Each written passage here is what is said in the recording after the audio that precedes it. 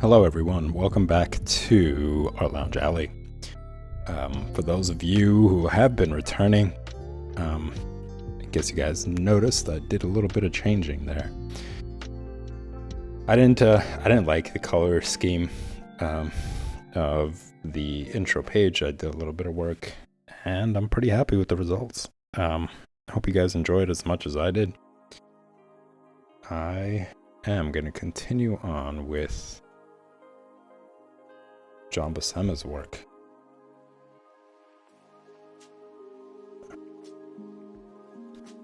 For those of you who are absolutely new and who've never seen John Buscema's work, this is it right here.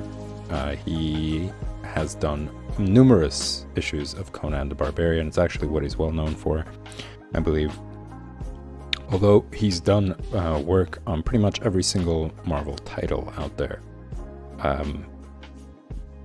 If you guys have missed the first episode of Drawing Comics, I did a 5-minute short, I guess little short flick, introducing John Buscema, talking about his journey to becoming a illustrator, comic book artist at Marvel, and just his journey, life journey up until then, and even after, with multiple examples of his work, talking about his career doing other titles aside from Conan the Barbarian, showing you guys examples of that, as well as some sketches that he's done. Beautiful work. Just in general, I had a blast creating that short flick, and I highly encourage you guys to check it out. You could also check it out in the collections tab. And the way you could access pretty much all of the streams that I've done so far is by going to the video section in the Twitch channel, and filtering based on collections, and then you'll see basically folders for each of the streams. A folder for project stream, folder for Drawing Comics, etc. And you guys can access them. You could also check out the highlights folder, and in the highlights folder I have all the different special streams that I've had throughout the Art Lounge Alley for you guys to check out as well.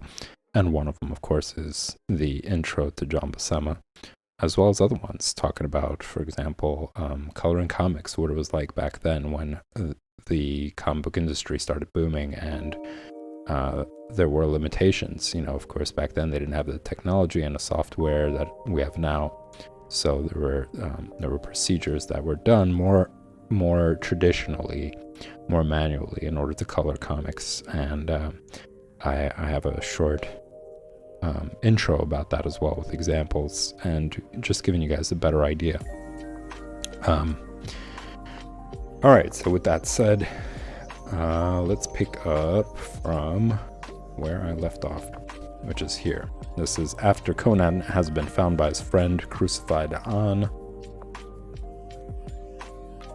this dead tree, being monitored by these vultures, waiting for a moment for them to swoop down and get their meal. And then eventually he sees in the distance, thankfully, his friend. And this happened after he tried to confront this cult leader that he has a past with, and he was discovered, beaten, and crucified. Pretty crazy, of course. Crazy behavior. So here he was taken down from the tree by his friends and brought back to this wizard, and they're hoping that they could revive Conan, which of course you guys already have, spoiler alert, in these pages, in these panels. You know, I'm not willing to bend this comic book. It's already coming apart. It's yellowing, it's fragile. I'm actually really, I'm a little bit frustrated with this idea that, you know, these old school comics are done on newspaper print, and newspaper print has this tendency of yellowing after a while and really not withstanding the test of time. Basically, you kind of have to keep it always in pristine condition, or in these sleeves, and never touch it to make sure that it stays the way it does. So in a way, it's like it's making a good case for digital comics, but I still prefer the physical forms, just because, you know, you never know with this digital stuff when eventually things will go kaput or what, you know. You might lose the files or whatever else, but if you have a physical copy, not only is it a different experience, you know, you're unplugging, you're not looking at another screen. You know, this is, you know, we're so consumed by screens in modern day, you know, from phones to TVs to computers, having worked on computers, everything is so digital that it's nice to remove yourself from that experience, from that, I guess, daily repetitive mode that we're in. You know, we're constantly plugged in, so it's nice to just unplug from that and look at actual physical things, you know, whether it's a book, whether it's a comic book. So yeah, maybe they should recreate them, you know, reprint them in better quality paper that really withstands time. You know, as comics start to age, I feel like they should be retained for that reason.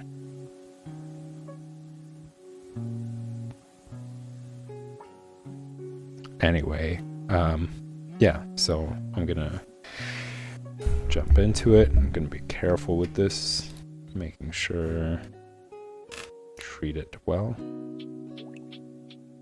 protect it.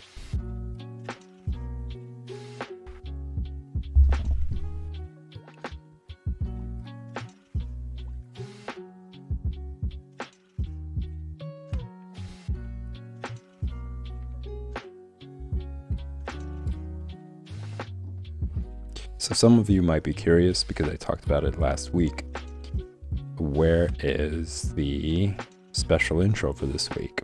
Well, I'm working on it, that's for sure. And as I'm working on it, I'm discovering how this might be a really long one, where I kind of break it down into multiple streams, you know, rather than having an entire stream consumed by this special intro. I figured it'll be better to just first do an introduction and then show you guys all the work throughout the week, because it's a pretty big book. There's a lot there. You know, there isn't that much text talking about the artist. It's only like, I don't know, 10 pages or so, maybe a little bit more than that, but not much. And then the rest of it is just showing his history. You know, he has a pretty long history, and basically like eras of his work. That's very nice, beautiful work, obviously, very skillful, very aesthetically pleasing in all different ways. And I think it will be fun to just kind of have it be a treat for like a week where I take time and talk about each era. It just I have to kind of see how it plays out. Once I get the text done, from there it's just going to be day by day to see how much could be talked about, how much of it can be exposed. But it looks like even text wise it might end up being a 2-stream deal, for just the text,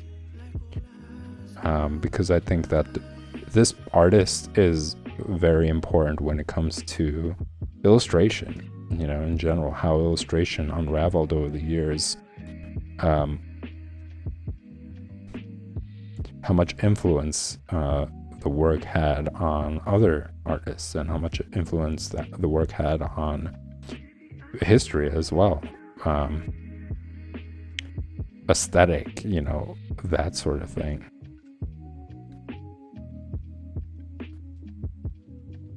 And how many people it's inspired, not only other artists, but just in general. There's some interesting text there, so I think it's important to cover all that and really get you guys familiar with it. I'm kind of blabbing here and avoiding the proper process here, which is trying to sketch everything out prior to getting into detail. Just kind of zoned out over there and just started drawing. But for the sake of making a point how important it is to sketch everything first.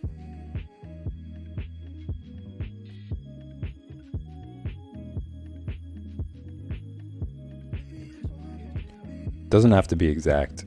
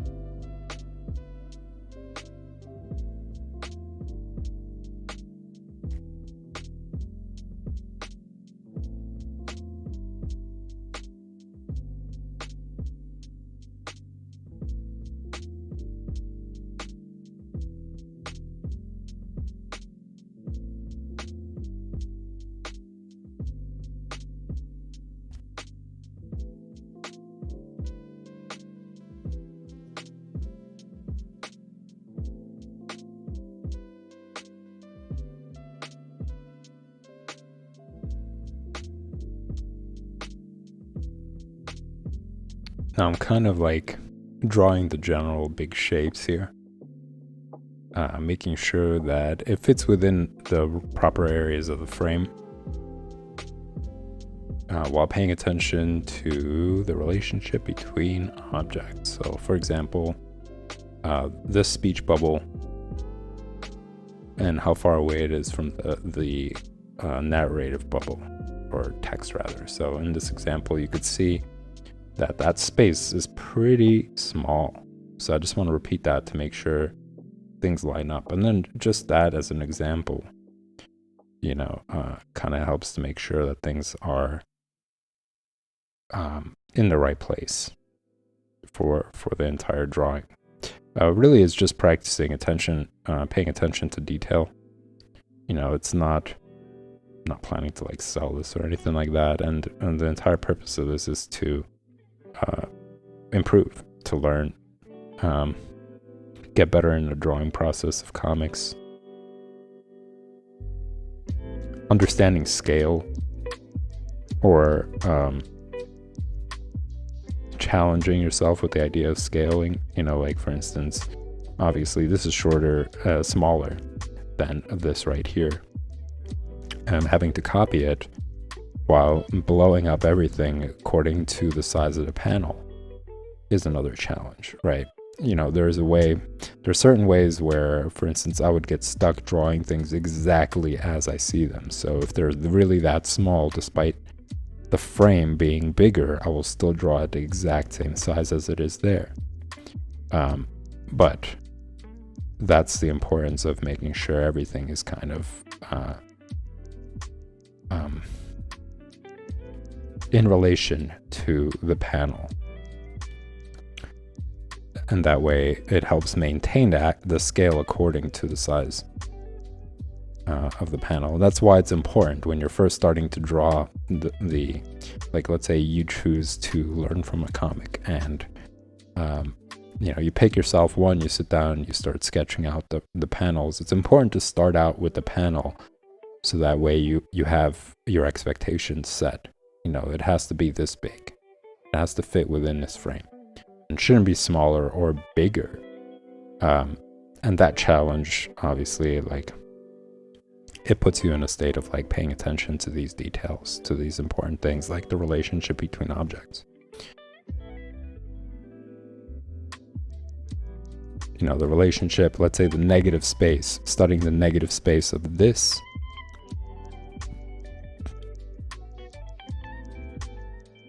and the wizard's body. So Conan's blanket and the wizard's body. So like this negative space right here can help ensure accuracy. You know, you could draw out that shape, and that will help that'll help the angle. So when you're like comparing to see, is the angle of the blanket, is it right, or is it tilting a little bit more vertically, you know, towards a vertical direction, whereas you want it to be kind of angled more going towards the horizontal angle. So by drawing out this shape, you know, not really focusing on the whole thing, but just drawing out this negative space, it kind of helps you zoom in and get accuracy in that way. And that becomes a very useful tool, you know, to simplify what you're looking at. Rather than drawing a blanket, you're drawing this abstract shape, and then, you know, switch that into another perspective of drawing the whole blanket then, you know. So you're kind of constantly using all these different tools, right? Like paying attention to the relationship between objects, then drawing negative space, you know, all these different tools to ensure accuracy, to train your eye to see detail, you know, that whole thing. You're using all those tools to improve your drawing skills in general, and the outcome of your drawings as well. And this is very, I think it's a very useful tool when you are, for instance, let's say you're into doing portrait drawings, right, or figure drawings, and that becomes a very useful tool. Like if you're doing it from, let's say, a live model, somebody that's sitting there, those are useful tools in order to maintain accuracy, because it doesn't have to be limited to inanimate objects like panels or blankets and clothes. It could also be in terms of face features, right? Like you could simplify things and start looking at parts of the face in a more abstract way. For example, rather than thinking I'm going to draw the nostril and this crevice on the side of the face, you pay attention to the negative space between them and try to draw that shape. This really abstract, weird looking shape. And that will ensure, like, you could compare those abstract shapes and that could ensure accuracy. You're no longer looking at an entire image, you're kind of zooming in on this one section. And it's easier for you to spot the difference and be like, oh, I see. This shape is a little bit more angled towards the right or the left or further up or down. And then you can make that correction according to that abstract shape, as opposed to looking at an entire face and being like, what's wrong, what's off? What feature isn't really in the place? Why does my, let's say if you're drawing a face of a person, why does it not look like the person that I'm drawing? So using all these different tools, basically, it allows you to get that, to achieve that accuracy, to achieve that level of detail that will result in a more accurate drawing.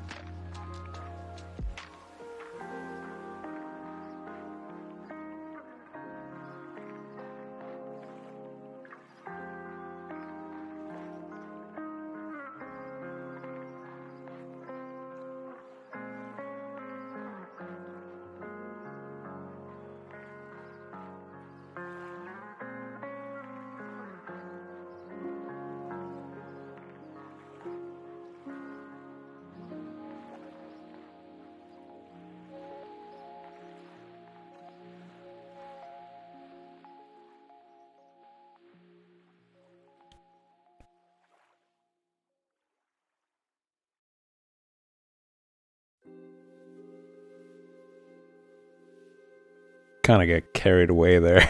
I got into the zone. And started doing shading and all this other stuff when really I should be fleshing out more of the other figures. But this is like the beauty of drawing. This is what I really love about it, is that once I get into it, like, and I have been doing a lot of it, a lot of drawing, I just kind of, everything else kind of dissipates.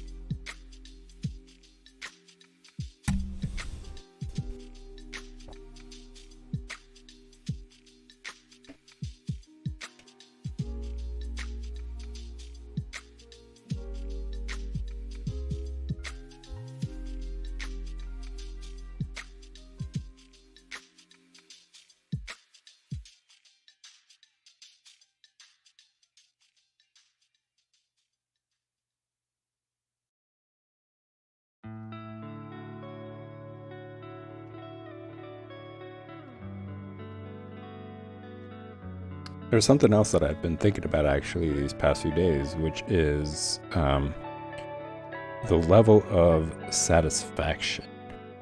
You know, there is, I think for me personally, I was maybe a little too satisfied when I was younger with certain results.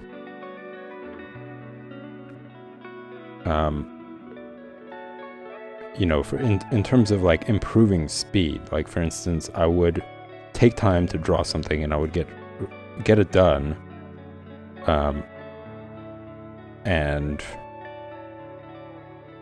you know, kind of bask in that for a little bit and be like, oh, this looks great, I'm happy with it, which is great, which is a really important thing, because you do want to enjoy the process, you do want to enjoy the results as well. Of course, why not? You know, that's what it's kind of, that's one of the biggest things that make the process so much fun, is when you get the results that you're looking for and that drawing just looks excellent. You know, it really brings out a certain emotion in you. But I think that, you know, if you're looking to really improve, it's a good idea to set yourself like a goal. You know, for instance, I think it would have been great when I was younger, if I was to say, you know, yes, this is a good result, but until I am producing, like for instance, with John Buscema, he was producing 2 issues per month.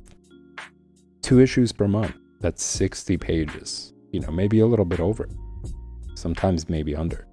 But that's 60 pages drawn at this level. You know, you could see the level of detail, how great the anatomy is, how great the face expressions are.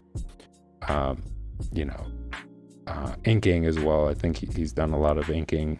His brother Sal Buscema was also doing the inking as well. So granted, he was given more time to actually pencil and draw out these pages, but he was producing these penciled drawings. So it would have been great if when I was younger, I was like, okay, until I get to this level, I have a lot of work to do.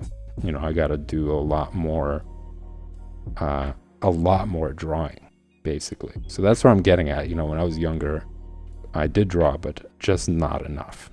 You know, for me, it was like, when I did produce the drawing, I was like, oh, this is awesome. You know, I'm doing well. But just forgetting that there was so much more to do. You know, I would spend more time away from the desk as a result of it, when I should have been spending more time at it. And just finding that balance between being happy about the work produced and as well as just staying motivated to keep pushing to the next level. You know, so I think, you know, that's a good way to stay motivated. Find yourself an artist that you really like,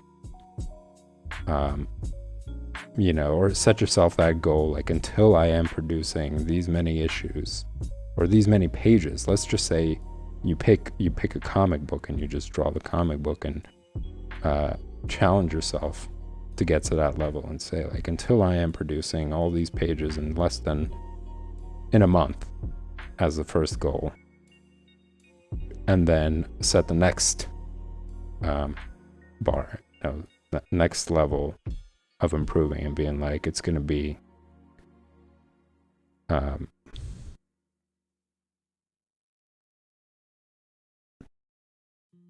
2 issues per month of just drawing them, not even coming up with your own,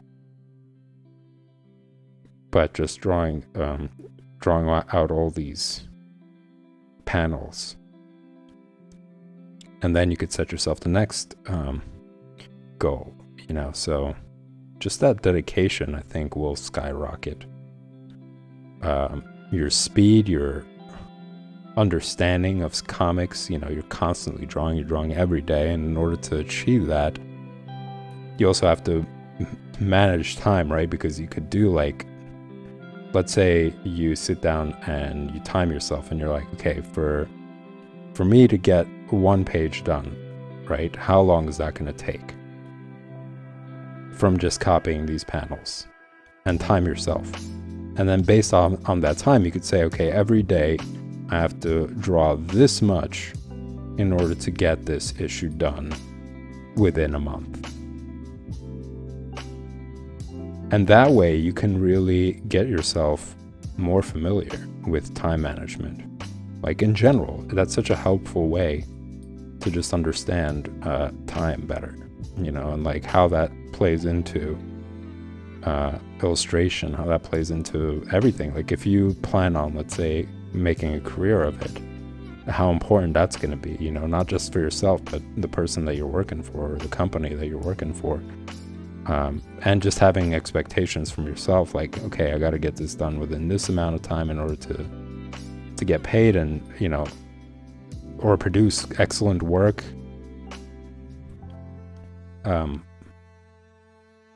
Yeah, it plays such a big role in all that. You know, just sitting down and drawing for fun is one thing, but if you want to push yourself into that direction, I think it's really helpful to understand time better.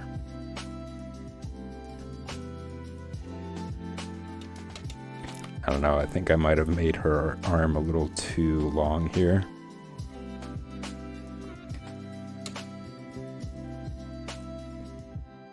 and as a result made the other arm kind of scrunched up.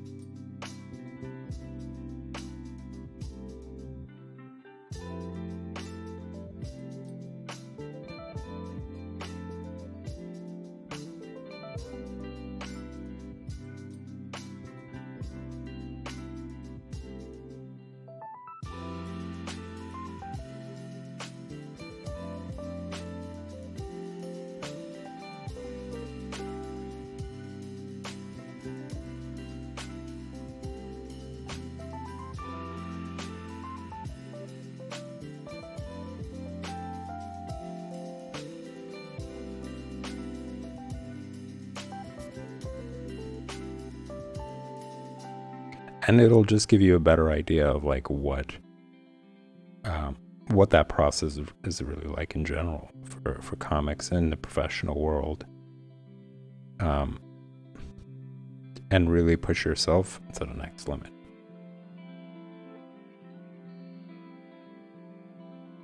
I think goals, just setting up these little goals is a great way to excel, to get better.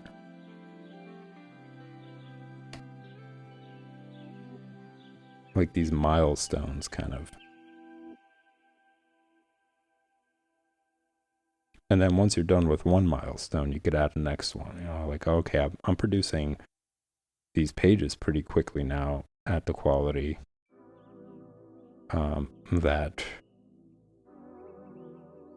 I see, you know, at the quality of like the book that I'm illustrating. And in turn, that process will help even with your own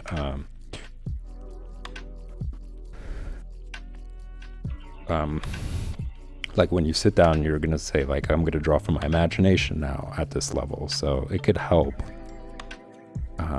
improve that as well, right? Because you're learning how to draw these panels, you're learning how to draw these angles and face expressions and poses and shading.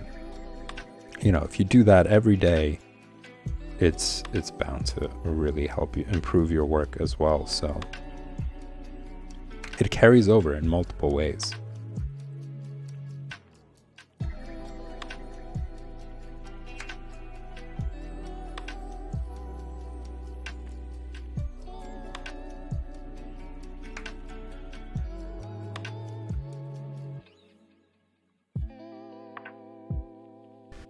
So I do want to nail down this,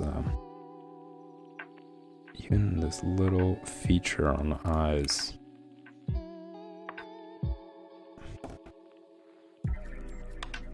Like this is, obviously it's not a close-up of the face, but he's still, John Buscema is still able to capture the right angle of the face and the features on it. Like as I was talking about from the previous stream, making sure that the eyes are on the same line. You know, even though it's angled, it's still following the same, they're on that same angled line.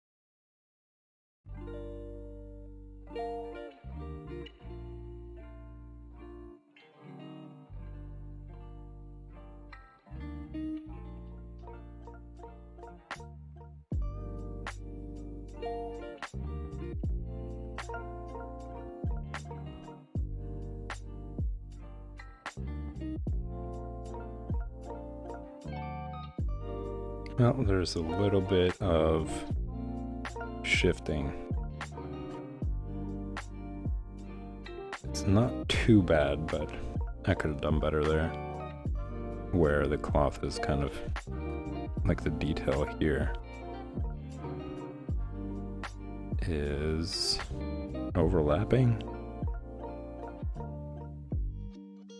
when there should be ample amount of space left.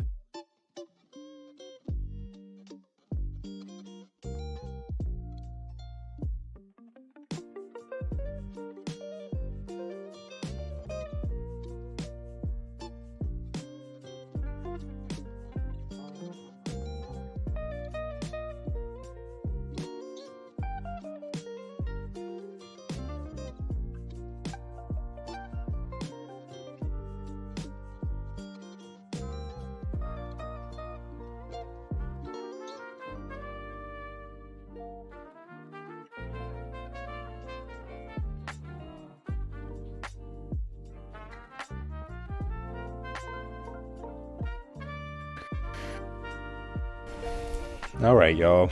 Unfortunately, I would like to continue with this, but I do have to end the stream. I will be back tomorrow. Absolutely. Same time and place, 8 p.m. Eastern Standard Time for figure drawing, and 9 p.m. for the project stream. Something that I'm cooking up from my imagination. It's a character and scene that I've been thinking about, that I will be continuing to develop tomorrow. I'm pretty excited about it. It's moving along. It's actually getting closer and closer to how I picture it. So you guys can tune in tomorrow to see it progress even further. And I will be announcing this week the first part, at least, to the special intro that I'm cooking up. So make sure you tune back in if you guys enjoy the content. Hit that like and subscribe. You would think after saying it so many times that I would say it flawlessly. But no, if you guys do enjoy the content, hit the subscribe button and the like button. They both help the stream grow. Something that sometimes you might overlook. You know, you're into the stream, and it's just an important detail for the stream. And help it move along and spread to a wider audience. So thanks again, y'all. Thanks for tuning in, and I will see you tomorrow.